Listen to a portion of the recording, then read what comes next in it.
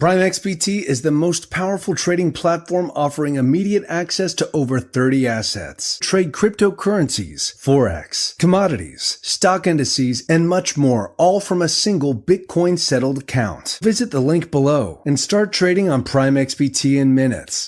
Ethereum Network is an interoperable DeFi ecosystem offering token pre-sales, staking as a service, project incubation, and much more. Visit thebirbnest.com/Ethereum. Globe is an upcoming crypto derivatives exchange offering up to 100 times leverage on crypto and DeFi perpetual contracts. Sign up for early rewards at thebirbnest.com/Globe. Radix is the first Layer 1 protocol built specifically to serve DeFi. More information at thebirbnest.com/Radix. YFDAI is democratizing finance by creating the most secure, transparent, and user-friendly ecosystem of DeFi products. To learn more, visit thebirbnest.com/YFDAI. All right. We're live. What's up, guys? Let's see if you're viewing in the chats. Make sure you press follow also on the YouTube channel. And welcome to our webinar. And today we're going to do a market scan. We're going to take a look at Bitcoin, Ethereum, some other stuff we're watching. That's on our watch list, of course. And make sure you keep watching because we're giving away 1 month for free for the BirbicatorPRO. So keep an eye on the video and make sure you grab that code. Awesome. Nice.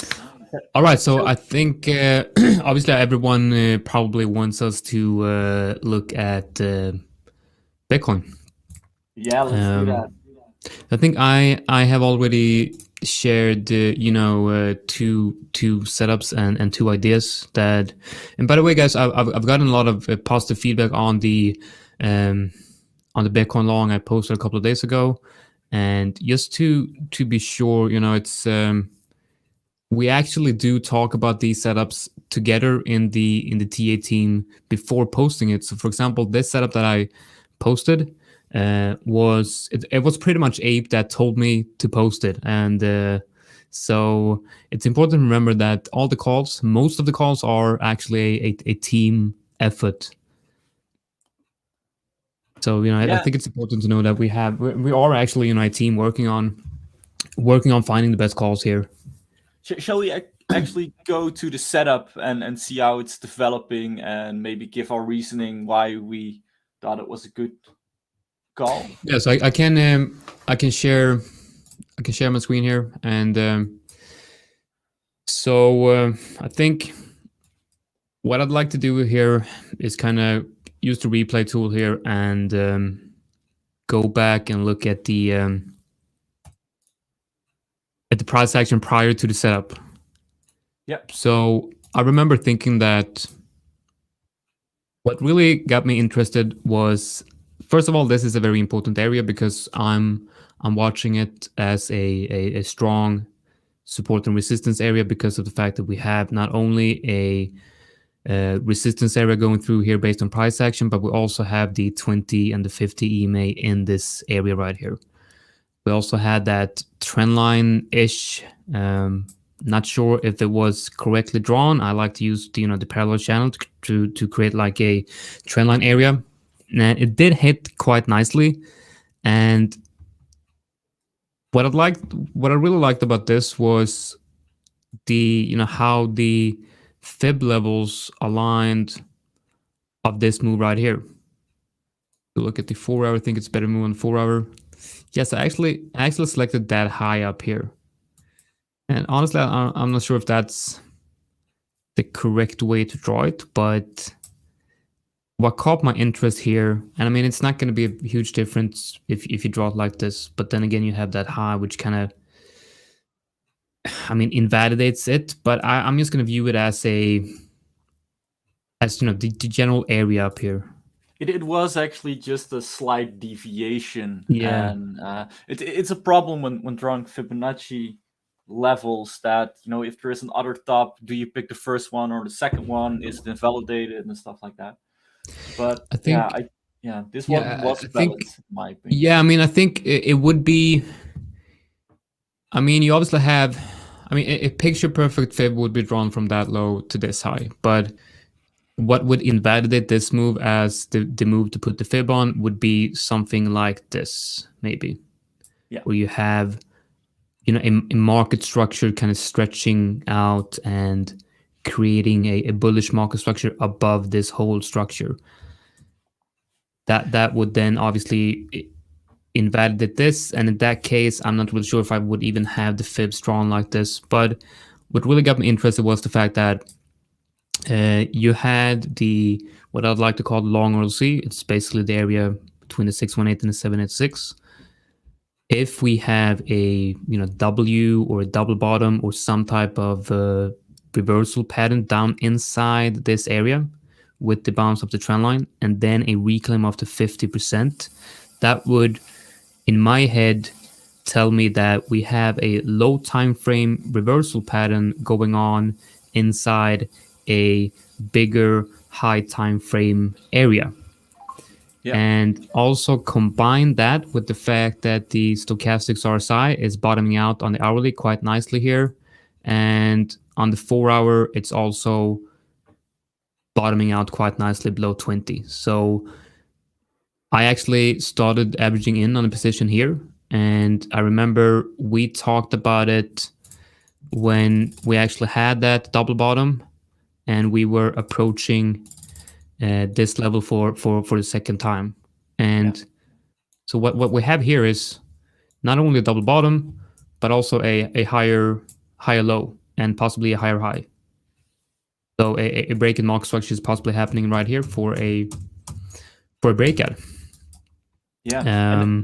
The funny thing is that I was actually looking at some totally different stuff, like an RSI divergence from the bottom, some liquidation, some volume analysis, but I came to the exact same conclusion. So there was a lot of confluence on this setup. Yeah, and what I like about that is that's something we like to call traders confluence. Basically, when you have and obviously, if you're going to have traders confluence, you have to have two traders with two different systems. Otherwise, it's just confluence between, within the system. But if you have two traders using two different types of analysis who finds the same setup, you have confluences across different systems. And in my opinion, I think that's where the high probability setups are, because you're going to have a lot of different type of traders looking at the same thing and actually trading it similar, just going long and even if it's after each other sometimes, because maybe first the mean reversion traders pile in and they are early, and then you have maybe basic support resistance traders that go in, and then you have the trend following traders that go in. And yeah, exactly. Yeah. And I mean, it doesn't have to be everyone entering at the same time. You could have everyone's looking at, I'm looking at a move that should start here and end somewhere up here, right? But I'm going to enter here while some people might enter down here or up here. So we're still trading the same move, but we have different entry triggers, right? If you're a scalper, maybe you're gonna wait for the 4 hour or the higher time frame setup, the swing trade to activate, and then you are going to jump on the scalp trades, take a couple of scalp trades on the way up inside the bigger trades. So it's an interesting concept where you have different traders watching the same idea, but with different entry triggers. Yeah, definitely. Is it maybe also smart if I show what I was looking at, because we haven't mentioned that in the call, like it was mostly this, because otherwise we would write a book. Like we're looking at all these indicators. Look at these 15,000 different setups, and that's why we go long. yeah. But basically, just push that green buy button, and you're okay. Yeah. All right, so let's look at the shot and Let's see what you So got. this is my chart, and it looks a little bit more noisy, so I'm going to clean It looks up. way more advanced. I mean, I must say, like, I mean, you got some way more advanced analysis than I do, and you also look at, you know, on-chain analysis, which I kind of do not. So I do really trust your analysis. So when you say, you know, go long or post this setup, I'm gonna go long. Okay. Oh, that feels. I didn't knew this. This feels a lot of responsibility here too. You know, I'm also responsible for your portfolio from now on. Yes, you're my personal investment advisor, whether you like it or not. Yeah, this is educational, guys, definitely. First of all, like, on this drop, and we talked about this before, like few minutes before we start the webinar. On a big dip like this, we saw that funding was completely gone, and if you look on to some on-chain analysis, or outflows flows from Coinbase, or volume transacted on Coinbase, that's where you saw in this region that a lot of spot was being bought up.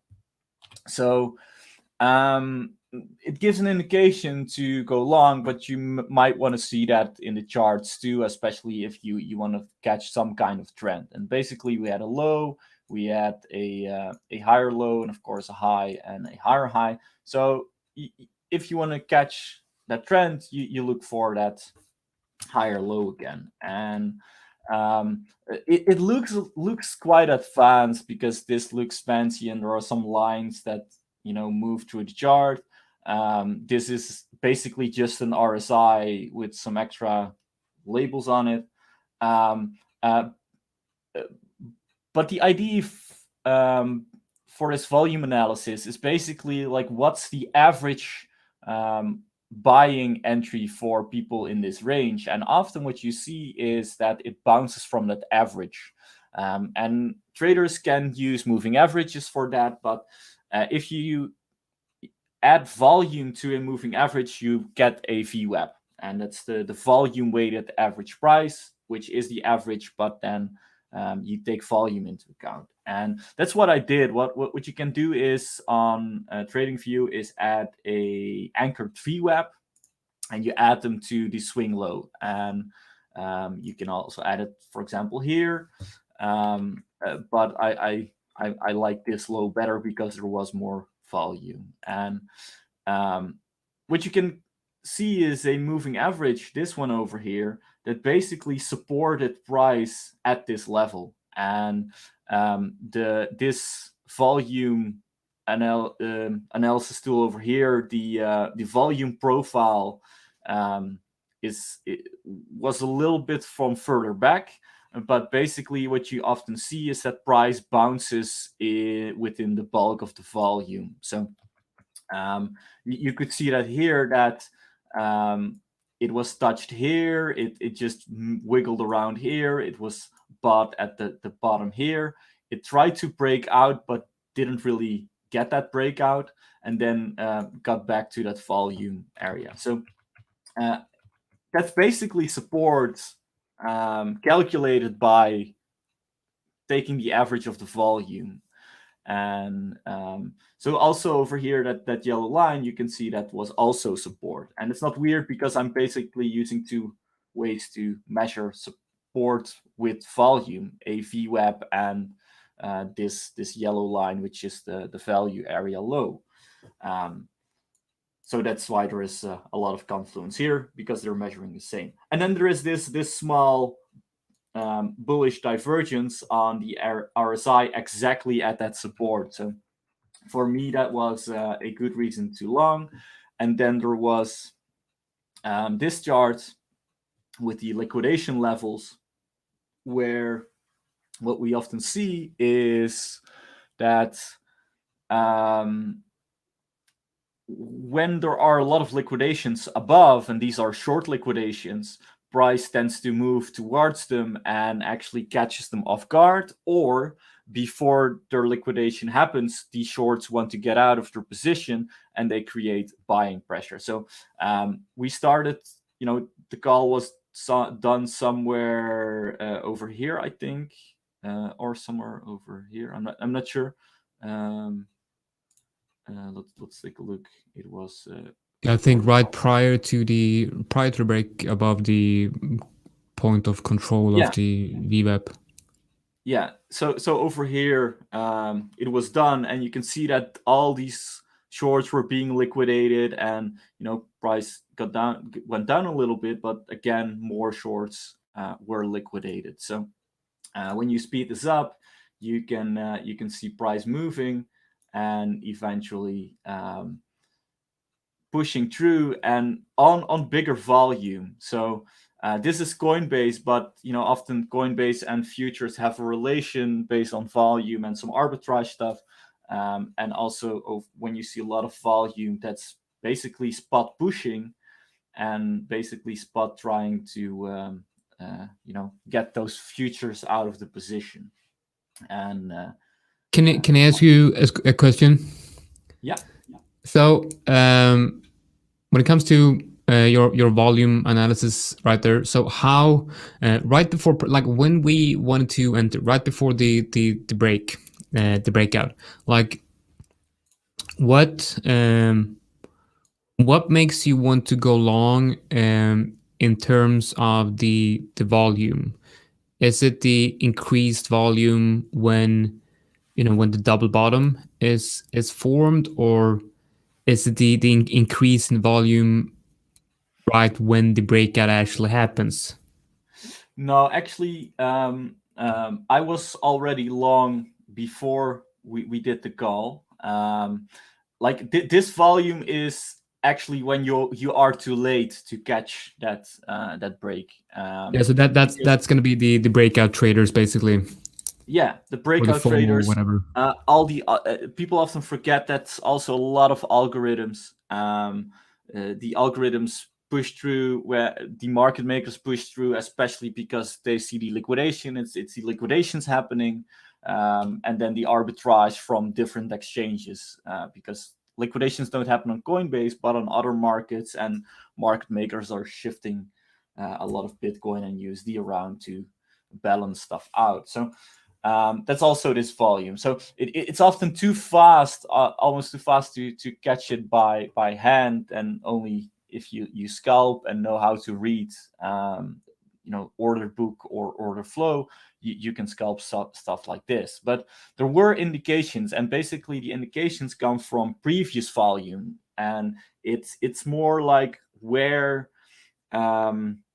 what did the players do before this bottom? Like on average, what's the average buying price, and where are some of them getting stopped out at their average? And market makers notice, or other smarter traders, hopefully that's us, notice, and they enter on that average volume because it's such a good price. And also institutions use VWAPs for averaging in larger positions. So this is a good entry to write that up with these whales and with bigger volume.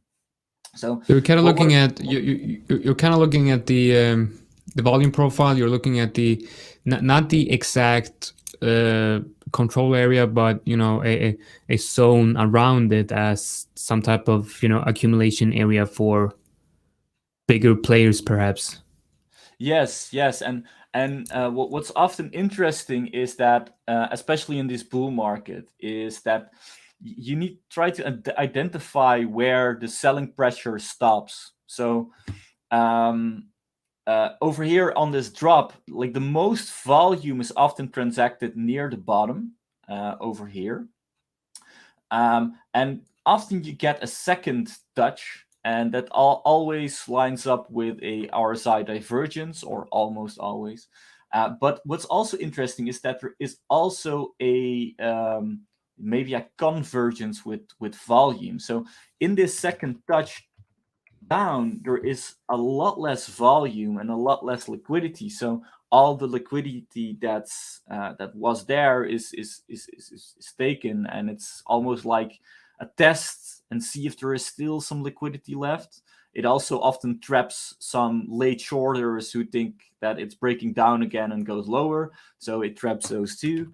And what you basically get is those shorters being trapped and getting stopped out, unwinding their positions. And this is like that first move. And the shorts that aren't stopped out get stopped out here. And this is where like the other traders, these breakout traders, also come in when they see something like this on a low time frame, because basically this is a support level and then being flipped to a resistance level first and then being flipped to support, and that's where a move happens like this.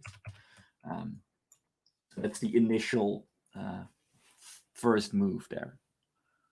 Yeah, that's some great stuff. I mean, it's incredible how we have. I mean, we have similar styles, but we're looking at we're looking at the charts in such different perspectives, and I still find it amazing that we had basically the same idea here. And I want to talk about something quickly here about trading styles and trading personalities, because what I'm watching right here, like in my head, I feel like I got so much to learn from you, and I also feel like this is not like I don't feel like this is the type of analysis that kind of fits me and my trading.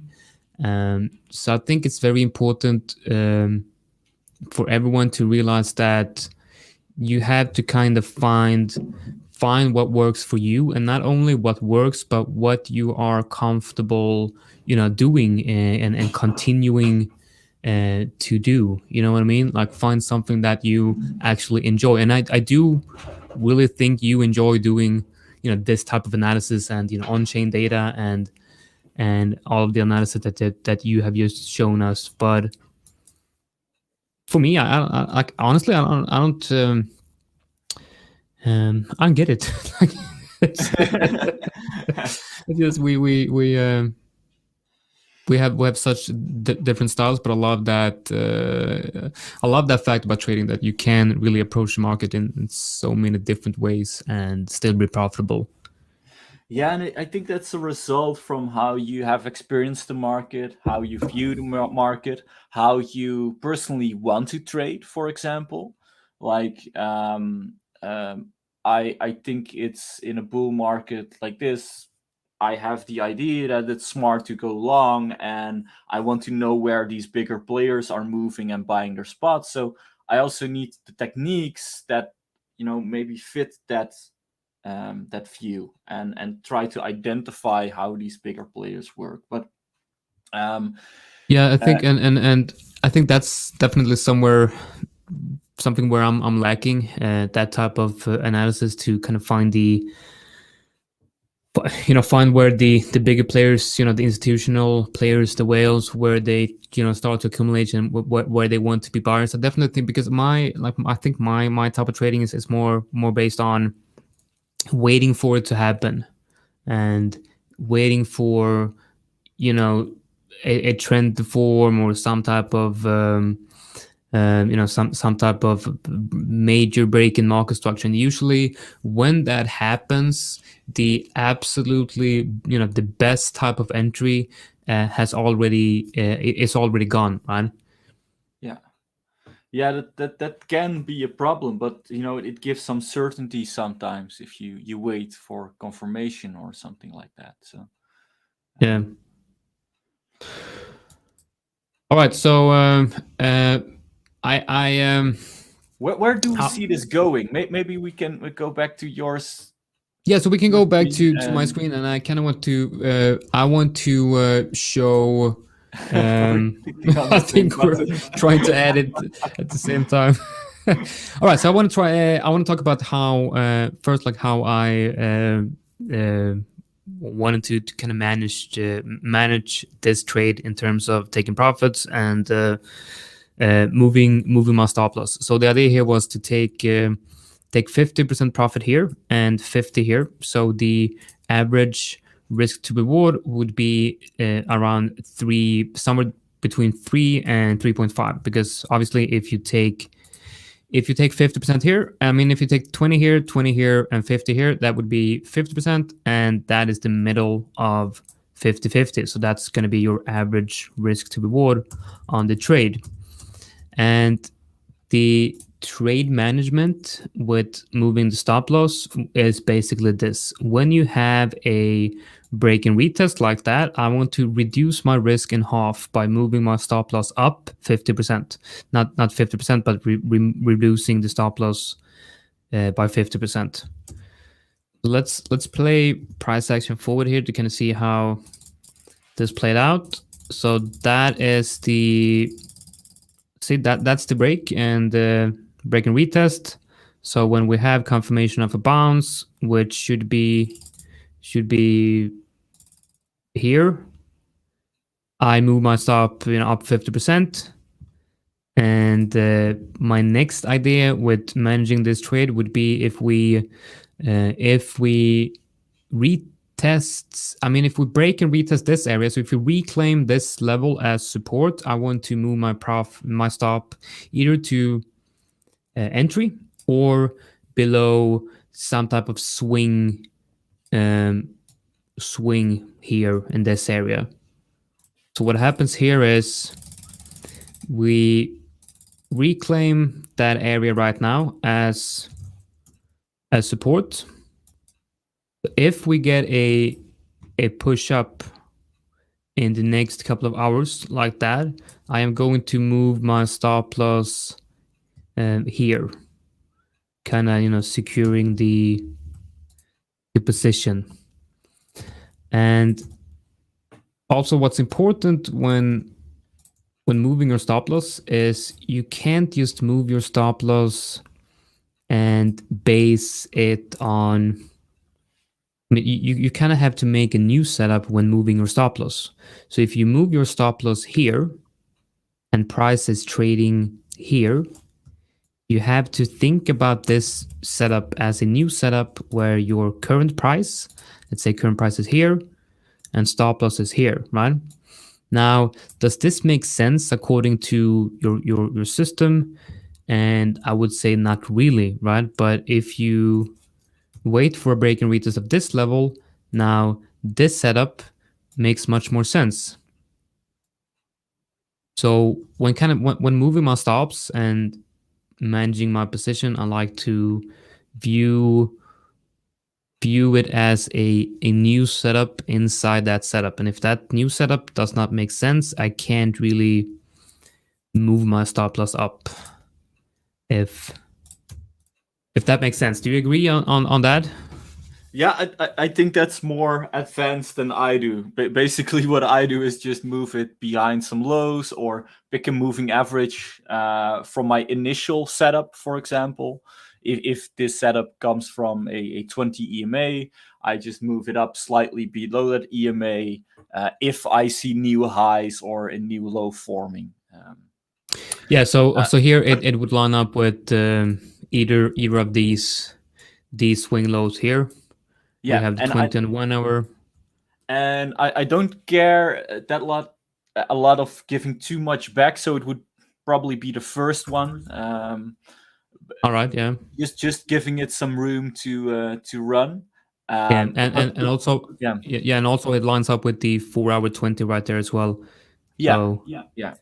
That low would line up with the 1 hour 50 as well. Yeah, and but I totally agree on how you do it, and but more is why you do it, because I think a lot of traders don't understand that once price starts running, the risk reward gets actually worse. Yeah, and so basically, if you don't move your stop loss and still have it in the original position, you have a risk reward in this chart from below 1, and you need to protect yourself from that risk, basically. Exactly. So exactly. You move the stop loss to really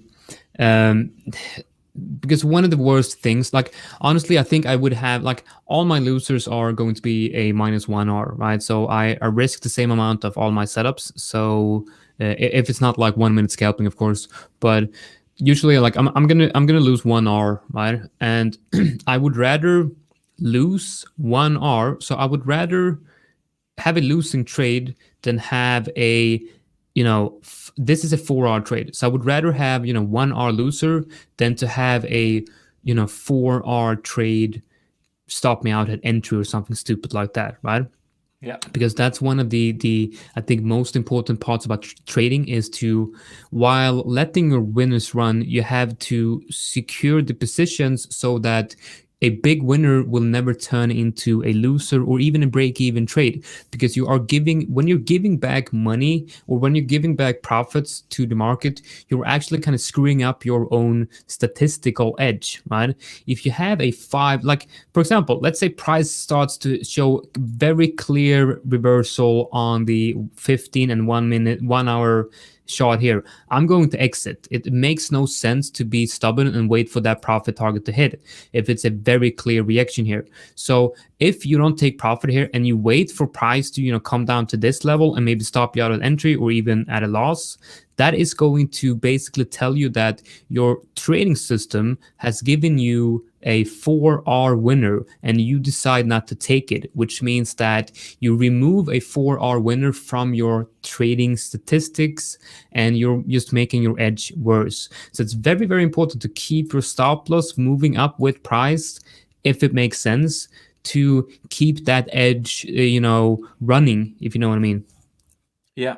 Yeah, I think it is. And I don't think we talked about that. We also take some profit in between, which also helps in that, like locking in profits reduces also risk on a trade. But that's more something you do to plan ahead. Like you're never sure that this will be a 4R trade, so you want to lock some in, somewhere above 1R, somewhere maybe 2-3R, just logical resistances. But yeah, and also yeah. when calculating the take profit areas, you can't just smack a 4R trade on the shot. And if this is a winner, if you take profit here, here, and here, it's obviously not going to be a 4R winner. It's going to be, with my take profit targets here, it's going to be a, let's say 3. So it's going to be around 3R. Now, that's important to remember, because when you take partial profits on a setup, obviously if that setup from the beginning is a 2R and your system only allows you to have +2R trades, you can't really take a lot of profits before the last take profit if you really want to keep with your your average win rate and R, if that makes sense. Yeah. So you need to really calculate the average R of the setup with your planned take profit, because if you have let's say you have a 40% win rate, you really need trades that are on average higher than 2R to even become profitable or a break even, right? Very important. So if you have a trade setup that's 2R and you take partial profits on the way up, it's gonna be lower than 2R, and that will not be profitable for you. Yeah. And I think all right, so yeah, go ahead. This answers partially a question that we have in the chats, that in how many steps would you sell a chart like that, taking profits, and what percentage, and we get that question a lot. Yeah. How much would you take off at each level then? Well, one way you could do it is if you're, for example, you could view, let's say you're not using the volume profile, but let's say that you're watching price action from a volume profile with that in mind, and you're watching the levels, and you're kind of thinking that which of these levels look look the strongest as resistance, right? So that's the first thing you kind of have to ask yourself: where is the biggest and highest probability of a reaction? Obviously, you want to be focusing the percentage of profit taking at the level where you think it's most likely to react, but it also has to line up with your planned average R, right? So for me, for example, you could take 25% here and maybe 50% here, or even let's say 50% here and 15% here and rest up here. That would up your average R sum. But if you feel that the 60.5k area is the strongest resistance on Bitcoin right now, obviously the percentage of take profit should be focused in that area. But to make it just simple, I would argue that, well, I try to always have around 4 take profit targets, where I either take 25% profit at each level or 20% at each level, where I keep 20% of the position still open. Or in this case, I have 3 take profits, so I could take 25, 25, 25, and then leave 25 open for as a moon bag. But on Bitcoin here, in this case, I don't think we're going to blast through 64 at the first try. We are most likely going to get reacted up in this area. So for me, it makes sense to take full profits up in this area and then either wait for a retrace to go long again, or wait for a new breakout. But if the major resistance area would be, you know, up here, obviously I would leave 25% open to maybe sell it up here with a, you know, trailing stop with every new swing low, like we showed before. Yeah, I think that's a good approach there. I think I do something similar, where I spread that risk accordingly and seek where there is big resistance, more local resistance. But it also depends on knowing your strategy. So for altcoins, I most, especially in these conditions, I scale out evenly 25% if I have 4 targets. But for a 15-minute low time frame strategy, I always try to create a risk-free trade quickly and maybe take even 50% off at a 1 hour trade. But you also have to know your probabilities. Yeah, exactly. So when scalping, it's I kind of like, you know, do the same for you as you. I mean, when you're up about 1 hour, I try to secure the position and take some profits. But I actually never, I most likely will never take profit partially on my scalps. I'll let myself get stopped out instead of taking profit. So I just continuously move the stop loss up, and I will get stopped out either at break even or in a very big profit. Yeah.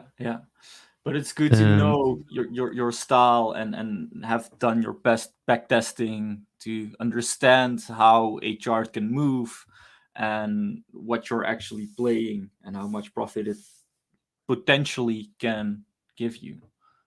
Yeah, but let's just try like if if we keep it very simple, let's say that I think it makes sense to say that have 4 take profits and take 20% at each level and keep 20% open. I think that would, you know, that would work for most people. Right? I think that would work. Yeah. What we do is actually, you know, small optimizations, I think. Which we do because we know we have tested all our systems, and hopefully it brings us a little bit more profit. But I don't think it's if you want to keep it simple, just evenly spread it out, but make sure you move that stop loss up. I think that's basically the most important thing, moving that stop loss. Yeah. Because I mean, we hear so many people say that, you know, all right, so I gave back profits to the market and I was up a lot, and now I'm not up a lot, basically. Yeah. Let's talk about this. Let's talk about Bitcoin on the daily. So where might we be heading in the next couple of days? So I feel like we are. I feel like it's this is a very bullish shot right here. I think this this was, like we talked about before the stream, this was a major change in behavior. So we have this uptrend right here with higher highs and higher lows. We have a major lower low, and quite potentially we were forming a lower high. So this is a major change in behavior. And we had a lot of fear entering the market, and a lot of people probably sold. We got a lot of shorters, and then you get that fat daily candle. And that shows me that there were a lot of shorters most likely getting trapped here. We had some extremely big buyers coming in and buying that fear. And that was, if we continue higher, this was just a major distraction from, the higher time frame uptrend. So what I'd like what I'm thinking here is that we are actually, reclaiming the daily 20 and the 50, and it kind of feels like we are on our way to test the last highs here. Yeah, and 100K, definitely. We're also on our way to 100K, of course. Yeah, I mean, but I don't like it's. So I think I actually have a. Yeah, I'm not going to show the chart because it's stupid. But it's like, I do think it's, if we continue like this, I mean, 100K is no joke. I think it's really, really possible if we break out here. Yeah, but then again we have a could it be a problem if we actually do form a double top here, and imagine if we lose that level on the retest, then this whole structure becomes very dangerous. Yeah, definitely, because we've seen similar structures like this before, and this is basically a consolidation range, but the interesting is that it gives some higher highs. We pick vertical horizontal levels, but if you look at the lows and the highs, they're basically trying to push up, and that's a good sign in any consolidation pattern. So eventually it has to break out, otherwise it's more of a distribution chart that bigger players are selling and it breaks down. So we've seen this before, that you draw a range, and that first move towards 64K was some kind of a fake out. And then it drops, it liquidates a lot, and that's where a lot of disbelief comes in, and or market participants can't play the next move again because they're they lost their account because they were over leveraged, liquidated, and what we see from these lows, that 26th of April low, or 25 actually, is that there was a lot of spot buying going on, and these outflows from Coinbase also happened. So my bet would be too, that if it breaks that 60K level, let's keep an eye on 64, of course, but it should. I don't think it should fall below 56 again after that. And this is longer time frame, give it a couple of weeks, but I think it has a high chance to push through to new highs, at least. Maybe not 100K, but take it level by level. Let's take 70 or 75K first. Yeah, exactly. So yeah, I'm kind of with you with that on that. I think so in my world, the best case scenario here would be, and I actually do really like this fib here, because your price action is really aligning nicely with this fib.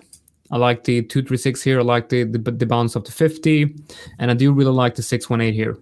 It's confluent with that high right here. So I really do like this fib. So I will use the fib extensions as my major take profit areas for this daily move. And which levels are those? Can you? These, I mean, Yeah, yeah, I mean the price. yeah. Price levels. That would be, let's say, around 73, and above, I would look at 88 at the as the last take profit before a major reversal. Yeah. Well, that's quite a move, and it feels a lot because the number is high.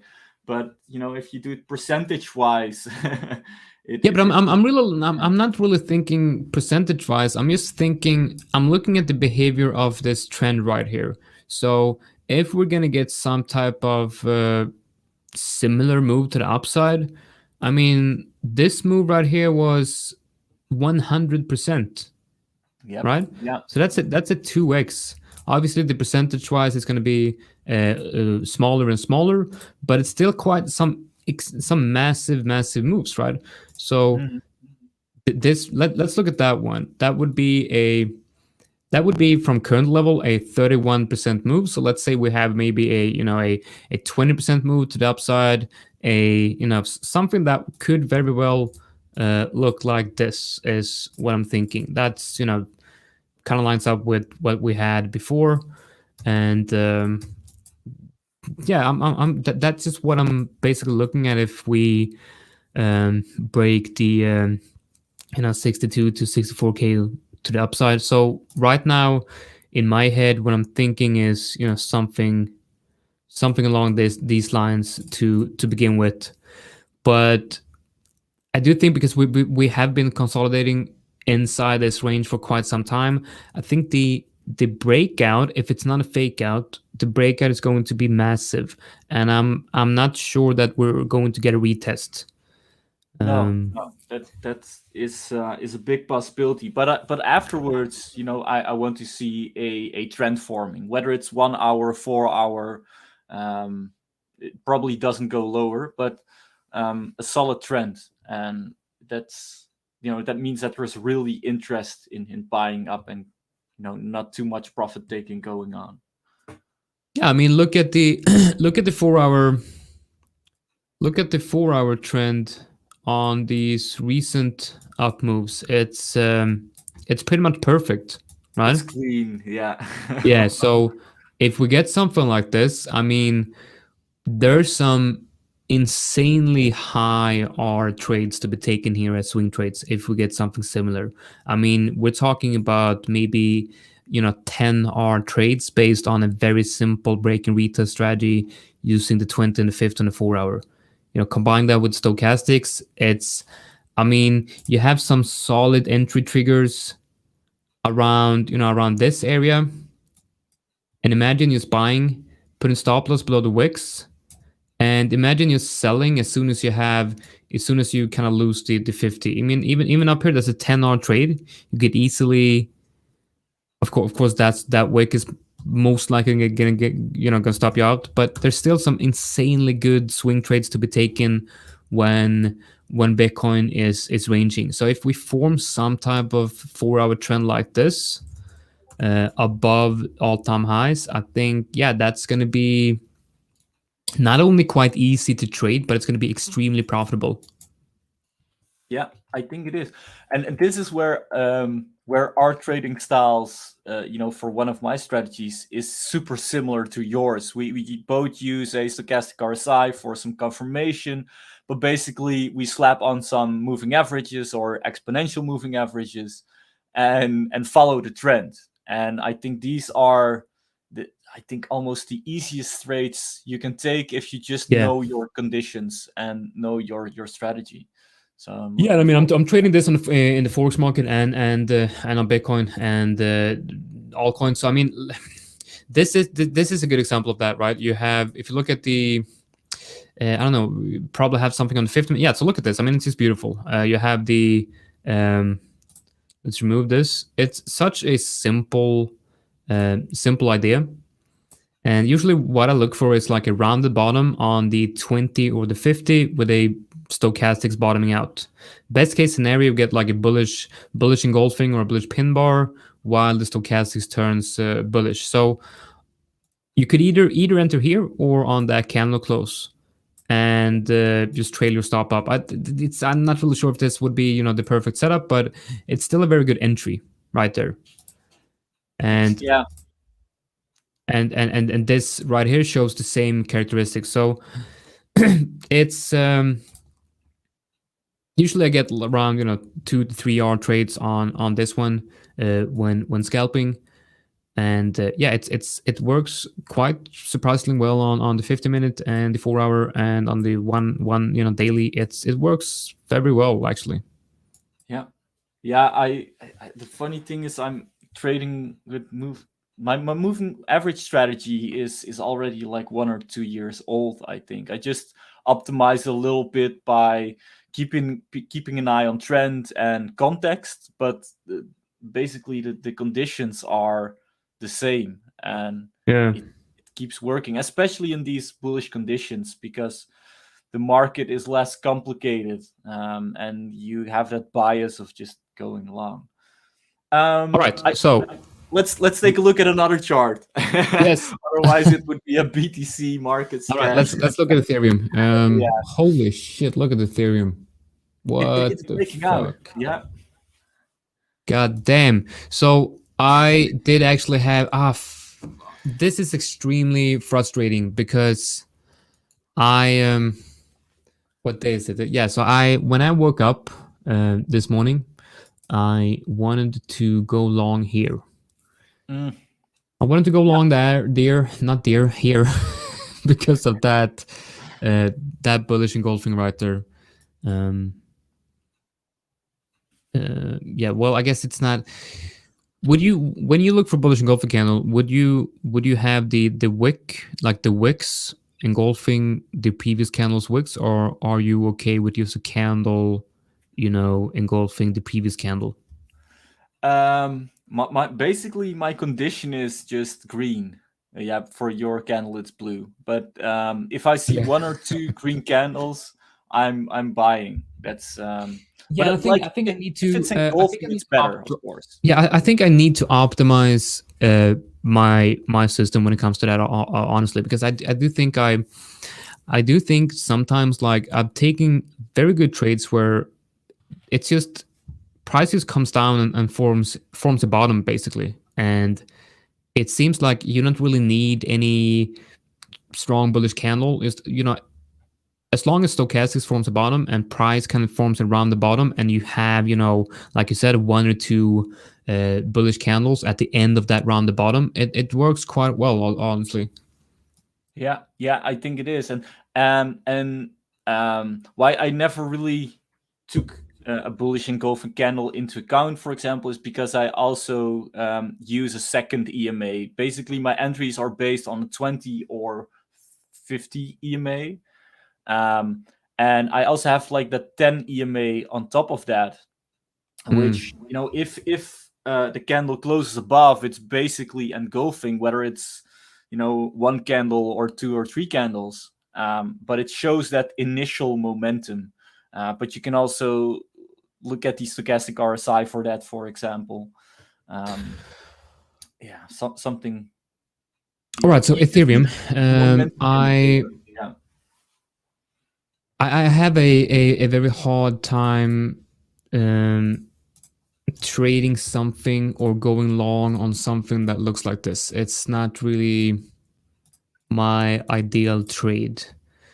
I usually go long, on a retrace, a deep retrace down to a proper, some fib level. But the thing with crypto right now is you're not going to get very deep retraces if this is going to continue for the next couple of days.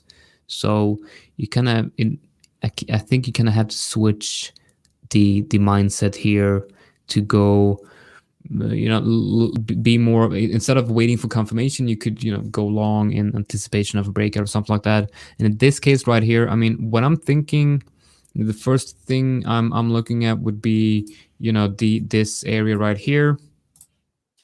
And I would kind of try to, or at least I would base the confirmation of the breakout, by that level, obviously. And like the picture perfect scenario here would be to come down and test either the last highs like that, or the area below it, while you get the, the 20, the 50, and stochastics. That would be a beautiful trade if you get a round the bottom. Yeah, yeah. Like I'm having the same feelings. I think that's what the more experienced traders, or the traders who traded through the bear market, know, that once something is very extended, it could easily drop and stop you out. And but the conditions are a little bit different, and I actually missed maybe 2 or 3 trades. If we look at that that 50 EMA you have on a chart, like every bounce I could have played or was an entry, almost every bounce. And I maybe took one. It's amazing how I really love high sign trading because it makes you so frustrated. Yeah, it makes you feel like an idiot. But look at this. Every bounce was like, every bounce here was an entry. Well, this is a bit different, I guess, but definitely these ones would be great trades. Yeah. And I even see one in between. Yeah. But Well, yeah, man, so do you have any, I think, do you have any altcoins that you're watching except Ethereum? And would you agree that buying Ethereum right now, that's the thing, right? Because I would never want to tell people to buy a breakout like this, but I don't know. No, I definitely wouldn't. I would want it to revert to some kind of moving average, not like buy now, because that's like the worst risk reward. And also for spot holdings, but that's the problem I also have. Like, people ask me, like, what coin should I hold for longer term right now? Yeah, well, Ethereum looks good, but no, really longer term, I only want to trade this. My spot backs were backed months ago. Yeah. So I'm thinking how I am going to play this. So probably on my Prime XPT account, which I'm doing like a experiment here where I use this. I'm using this strategy on like everything available on Prime XPT. This the stochastics and the EMAs on different time frames, and it's like, so far it's been ridiculously profitable. So that trade on Ethereum will be, I'm not really going to care about anything else than how the test of the 50-minute, 20, and 50 EMA is going to look like. How's the bounce going to look, and how is the stochastics? Because looking at the behavior of these up moves, the probability of having a bounce is very, very high, and you can easily get a 2 to 3 risk to reward on all of these trades. So when Ethereum is moving like this, I would recommend that if you know how to scalp, if you have a scalping system, I would definitely try looking into that, because this is so strong right now that if you catch a good entry and you just let it run, you can have an insanely profitable trade. Mm-hmm. Yeah. I'm thinking just also to buy it too when it touches, because we already have all the extra indicators you use, which is maybe one if you only pick the stochastic RSI, is basically for that confirmation. But I think we already have the confirmation that this chart is bullish and there is buying interest. So you can simplify this stuff. Shall we go? I still have like 5 minutes left, I think. Or what's? Well, you know what? Like we could do more as well. Do we have any webinar like right after this one? I mean, we could do a couple of minutes. Yeah, we can extend this a little bit, but Yeah, maybe my date is at the door in a few minutes. So All right, you got a date. Holy shit! Yeah, you can't be holding a webinar, or you know what? Let her wait. Let her wait. You gotta tell her like important business going on. I mean, goddamn crypto trader. Come in. I'm going to show you the next next altcoin that's going to bump, and that's paying for our dinner. So why not? Maybe maybe you can share your chart, and we can look at maybe some altcoins that you're watching. Yeah, there was first one question I want to answer from chats, and then we'll take a look at a few of these charts.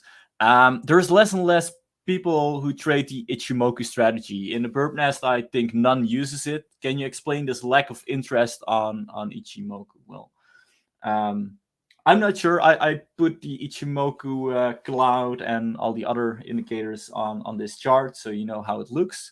So I'm going to share that too, so you can actually see it. I think that's basically because it's a bit more a complicated system. It's you need to know the very specific conditions where this works, and also some people actually tried it, but you know, some settings just don't work that well for crypto. So if you want to use it, you have to adjust these settings more. And basically, I have used some principles from this system. But basically, how I see it, it's some moving averages in a chart. So I felt that it was a little bit too complicated, and I'd rather just put on some moving averages and trade something similar. But let's take a look at some of the charts. And I think the first one I'm seeing in the chats that I want to take a look at is CRV. And I don't want to ruin my own chart. But this was a call I did a few days back. And this is actually a good example of how you can use the BirbicatorPRO. And I think what I saw in this chart was that it was crossing the baseline. It was in a nice uptrend here. And I think also on a much higher time frame, there was already some kind of signal, and we bounced from that mean. And if you remember correctly from the start of the webinar, I like to use some kind of average based on volume or means. And the BirbicatorPRO has that. It has this mean, it has this momentum wave that's some kind of mean, and it also has, and let's zoom in a little bit, this BV web. So I use all of them when I look for a pullback and look for something that's bouncing. The move happened. It pushed past this resistance over here, and it slightly missed that first target, like by a few maybe 10 cents or something. But it doesn't look too bad. Like if we see this momentum wave curling up and slowly the start of a parabolic move, it's warming up, it's showing momentum. That's a good sign. And we also see that price has broken the breaker high, and often when it does, because the breaker high is basically an indication of resistance that's in the chart, and once that breaks, resistance is broken, and it probably leads to trend continuation. So we're above that. I don't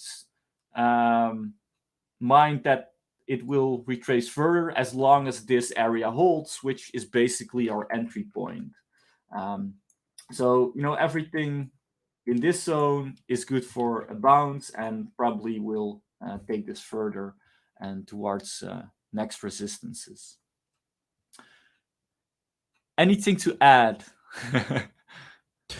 Well, yeah, I'm looking at I'm looking at BNB here, but that setup that you got right there, I really do like the fact that you broke above the baseline. And if you would come down and test that breakout area in the, let's say, the next 2 or 3 4-hour candles, you would have a confluence, confluence between the Birbicator trend line, the baseline, and the breakout area, and those are really in my opinion, the one of the easiest and how I like to use the BirbicatorPRO. I like to wait for like, all right. So Ape has to go. He got a date. The date is at the door. Is it gone? Is it gone?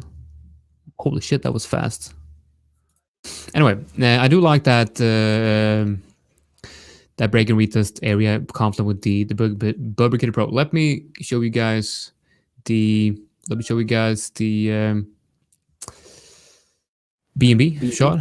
So Yeah, if you can continue with the charge request, I have to run. There's somebody. Yeah, man.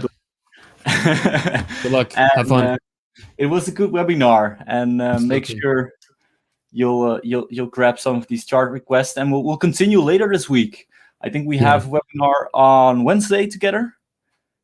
Yeah, that one's gonna be a good one. We're gonna answer all you guys' questions, and so I highly recommend you guys check out that one. And that I think that's gonna be a really good one.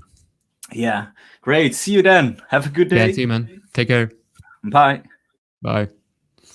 All right, guys. Now it's only me. So we're actually giving away 1 month free of BPRO access. So don't forget to check that one out. You use the go to the link in the description where you're gonna be able to access the contest, and you use the secret code that I got on the screen right now to be able to access that one.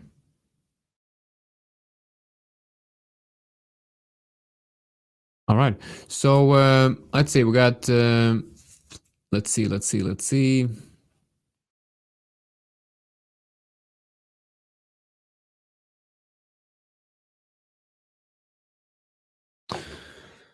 Right, so BNB, what I'm thinking here, if we remove the BirbicatorPRO here, we have a SR level right here, confluent with the 0% level of the fib right here. I really do like this level right here. I really do like this one right here.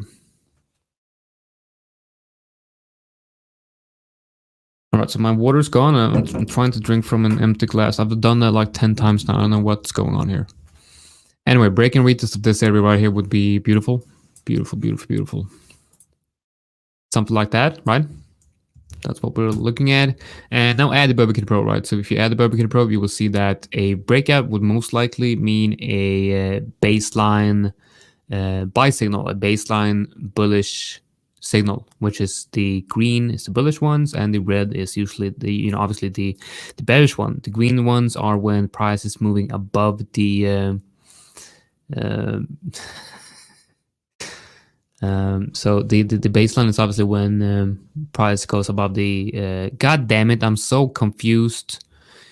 The green signal is when the price goes above the baseline, obviously, right? So if price breaks above this level right here, we are most likely going to get a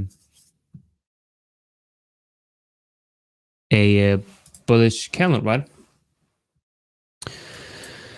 A bullish signal. And give it a couple of hours, give it maybe 4 to 5 4-hour candle closes, and the baseline is going to be confluent with that breakout level. Now, this is the best way, in my opinion, to trade the BPRO using my system. I'm adding BPRO as a nice confluence to my system, but you gotta also remember that you don't need any levels or any moving average or anything like that. If you have the BPRO, you can just use the BPRO as a standalone trading system, where you would basically, if you have a break-in market structure, a break-in retest of a nice level, confluent with the baseline flip, you can then go long in a baseline flip with a stop loss below the swing low that created the breakout, and take profit at the upper bands right here. So in my case, let's see, is this the short? No, it's not. All right, so in this case right here, I would want to take profit at somewhere between these two bands right here. That's going to be my first take profit area, and I would then start moving my stop into profit. I would then base my second take profit area at the minus 618, and the idea here is to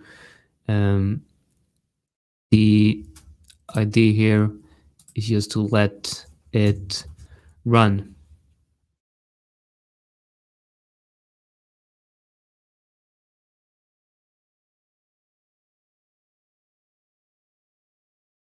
So yeah, what I'm looking at here on BNB is basically is the break and retest here. So let's go through the short requests. Do you have any short requests? Let's see. What do we have? What do we have? What do we have? Let's see. Let's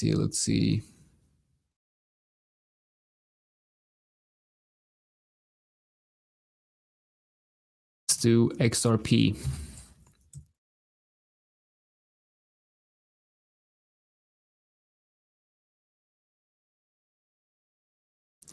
So this is what we're looking at on XRP. So I'm going to do the last two chart requests, and then I have to go. I'm gonna get some dinner with the family. So I was really surprised on how quickly this hour went past. It was one of our first webinars that I'm doing together with Ape, and I really do enjoy having another trader on to kind of discuss the ideas that we're watching and kind of share ideas with each other in front of you guys as the audience, so that you would. I think it's a very good learning experience where you guys kind of learn from our conversation, where we share ideas between each other, and you can kind of soak up all the information. So I'm going to try to get him on more webinars, and even after the 200K Traders Congress, I'm thinking I will try to get him on as many of my regular webinars as possible, just to have him on as a guest and kind of talk about whatever he wants to talk about, and then we can kind of back and forth discuss that. So XRP, yeah, need to break and retest this area right here. Without a break and retest of this area, I'm not interested. I think that's a very important area. So XRP needs to get above 1.7, and we have a trade Luna USDT. Let's look at that one. This is yeah. So this is really a tricky one, because it's not really sure what's going on here. I would like to go long on a break and retest of 18. 18 is, in my opinion, the most interesting area right here. We also have a kind of like so a break and retest of the 18 area, but it's very important that should be a confirmed bounce, right? A confirmed bounce. Very important that it's a confirmed bounce, because it's still right into a resistance area. So the resistance area kind of stretches all the way up to 19.5. So it's important that it's a confirmed bounce after breakout. Let's take a look at Ocean.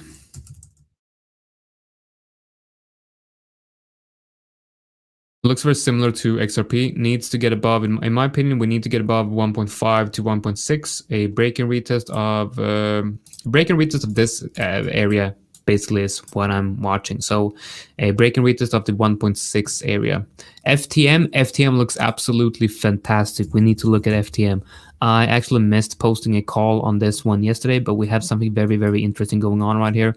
Now, let me show you something very beautiful here. So let's add the fib tool right here. Put fib right here. Now watch this, right? The retest on FTM happens inside the long RLC, confluent with the 50, confluent with the 4-hour 50 EMA, and stochastic bull cross below 20. So I was looking at going long after I seen this. I woke up around when we were having the break and retest of this 618 of the long RLC. So if you go here, you can see that that's a beautiful market structure right here, where you have a bearish market structure and then a bullish market structure forming. That would be, an area, an entry inside this area would be just beautiful. Obviously, we missed that, so we're going to look at the next trade setup and the idea on FTM, which is obviously going to be around these highs. So what I'm going to do is I'm going to add an alert at 0.849. So 85 right here. I'm going to add an alert with the touch of that level right there. Right, so let's see, what else do we have? What else do we have?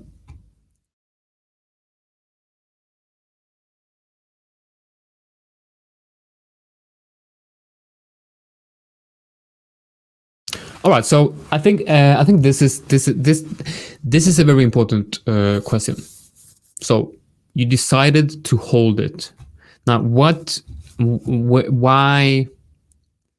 I think that's the most important question here. Why did you decide to hold these positions? Did you decide to hold them because that was part of the plan, that was part of the setup, or did you decide to hold the positions because you think that maybe sometime in the future they're going to go up?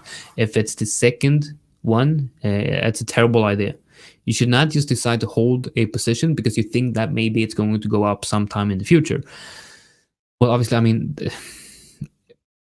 you need to have some more backing that statement up, right? So if you're long Litecoin, Neo, and TRX, and you took profits, maybe what I would recommend is moving stops to entry, moving stops into profit, and getting stopped out if you get stopped out. And if you get stopped out, you look for a new setup.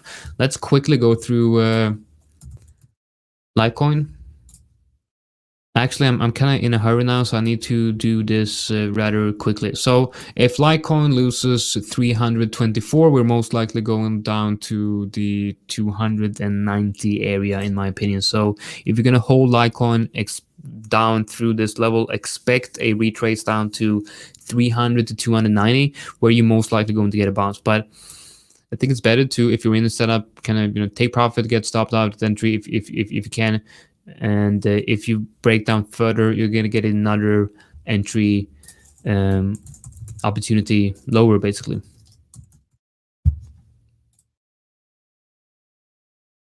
And Neo looks fantastic. That's a beautiful level right there. It looks like we're most likely going to bounce around 113. That looks like a beautiful level right there. We might also come down and test the 109 area. But yeah, I think Neo actually do look quite good here. TRX looks very well, really good, very good as well. So let's keep that one. I would not recommend exiting this one right here. It's still testing an interesting support, so that would pretty much be selling support.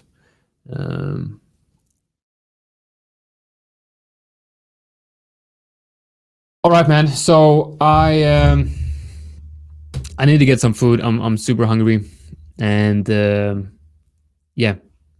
I would like to thank you all for joining. And next Wednesday, we're going to have a webinar together, me and Ape again. And then that's going to be a great webinar. So make sure to join that one. We're going to answer all your questions that you have all asked us in the Twitter thread that we made. So yeah, thanks for joining, everyone. And I will see you guys in the next webinar. Take care.